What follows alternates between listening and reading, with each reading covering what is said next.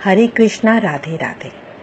आज इस वीडियो में हम वृंदावन के बांके बिहारी जी के प्रकट होने की कथा बताएंगे और साथ ही जानेंगे कि मंदिर में मंगला आरती क्यों नहीं होती। संगीत सम्राट तानसेन के गुरु स्वामी हरिदास जी भगवान श्री कृष्ण के अनन्य भक्त थे।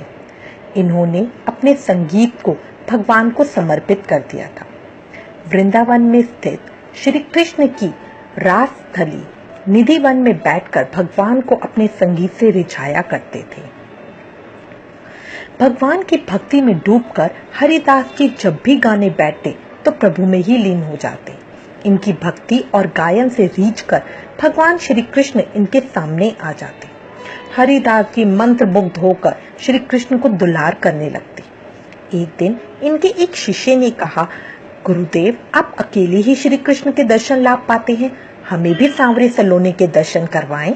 इसके बाद हरिदास जी श्री कृष्ण की भक्ति में डूबकर भजन गाने लगे। राधा कृष्ण की युगल जोड़ी प्रकट हुई और अचानक हरिदास जी के स्वर में बदलाव आ गया।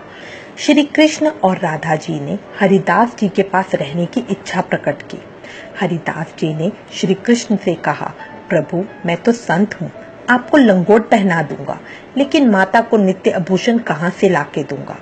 भक्त की बात सुनकर श्री कृष्ण मुस्कुराए और राधा कृष्ण की युगल जोड़ी एक होकर एक विग्रह के रूप में प्रकट हुई। हरिदास जी ने इसी विग्रह को बांके बिहारी नाम दिया। बांके बिहारी मंदिर में इसी विग्रह के दर्शन होते हैं। बांके बिहारी के विग्रह में राधा कृष्ण दोनों ही समाये हुए हैं। जो भी श्री कृष्ण के इस विग्रह का दर्शन करता है उसकी सभी मनोकामनाएं पूरी होती हैं। भगवान श्री कृष्ण अपने भक्तों के कष्ट को दूर कर देते हैं। अब आपको बताते हैं कि मंदिर में मंगला आरती क्यों नहीं होती। एक दिन प्रातःकाल हरिदास जी देखने लगे कि उनके बिस्तर पर कोई रजाई उड़कर सो रहा है। यह देखकर स्वामी जी बोले, अरे मेरे बिस्तर पे कौन सो रहा है? वहां श्री बिहारी जी स्वयं सो रहे थे। शब्द सुनते ही बिहारी जी निकल भागे, किंतु वे अपनी चूड़ा एवं वंशी को बिस्तर पर रखकर चले गए। स्वामी जी वृद्ध अवस्था में दृष्टि जीर्ण होने के कारण उनको कुछ नजर नहीं आया। इसके पश्चात श्री बांके बिहारी मंदिर के पुजारी ने जब मंदिर के कपाट खोले तो उन्हें श्री बांके बिहारी जी के पालने में चूड़ा एवं वंशी नजर नहीं आई, किंतु मंदिर का दरवाजा बंद था। आश्चर्यचकित होकर पुजारी जी निधि वन में स्वामी जी के पास आए एवं स्वामी जी को सभी बातें बताई।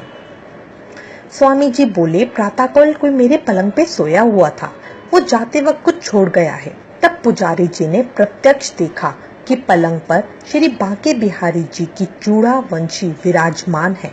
इससे प्रमाणित होता है कि श्री बांके बिहारी जी रात को रास करने के लिए निधि वन जाते हैं। इसी कारण से प्रातः श्री बिहारी जी की मंगला आरती नहीं होती, कारण रात्रि में रास करके यहाँ बिहारी जी आते हैं। अतः प्रातः शयन में बाधा डाल के उनकी आरती करना अपराध है।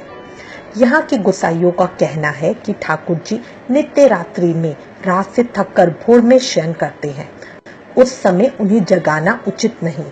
इसीलिए बांके बिहारी मंदिर में साल में सिर्फ एक बार मंगला आरती होती है, जन्माष्टमी वाले दिन। ठाकुर जी के दर्शन प्रातः 9 बजे से दोपहर 12 बजे तक तथा शाम को 6 बजे से रात्रि 9 बजे तक होते हैं। विशेष तिथि उपलक्षानुसार समय परिवर्तन कर दिया जाता है। बोलो बांके बिहारी लाल की जय। मैं उम्मीद करती हूँ कि आपको वीडियो में दी गई जानकारी अच्छी लगेगी। इससे रिलेटेड अगर आपके पास कोई भी कमेंट्स या सजेशन है तो प्लीज हमें लिखिएगा। Thank you for watching. Hare Krishna.